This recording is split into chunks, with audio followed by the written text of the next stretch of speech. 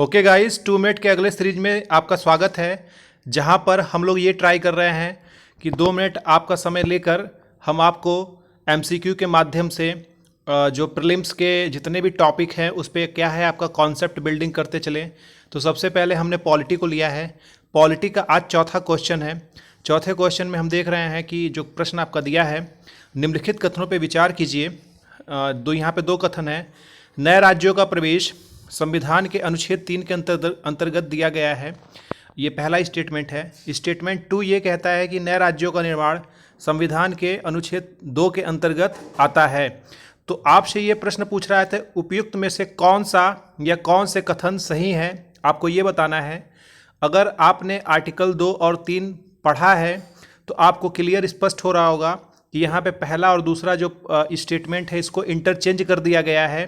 यहाँ पे ये होना चाहिए था कि नए राज्यों का प्रवेश जो है आर्टिकल 2 में दिया गया है, जबकि नए राज्यों का निर्माण आपको आर्टिकल 3 में दिया गया है। ठीक है, तो यहाँ पे चीज़ें चेंज कर दी गई हैं। तो यहाँ पे जो स्टेटमेंट 1 एक भी सही नहीं है और स्टेटमेंट 2 ये भी सही नहीं है। तो यहाँ पे जो आंसर होगा डी।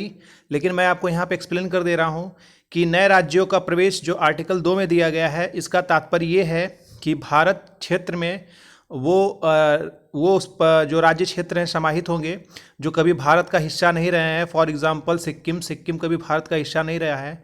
तो जो देश के बाहर के हिस्से रहे हैं, अगर वो देश के राज्य बनना चाहते हैं तो नए राज्यों का प्रवेश आर्टिकल 2 के अंतर्गत आता है।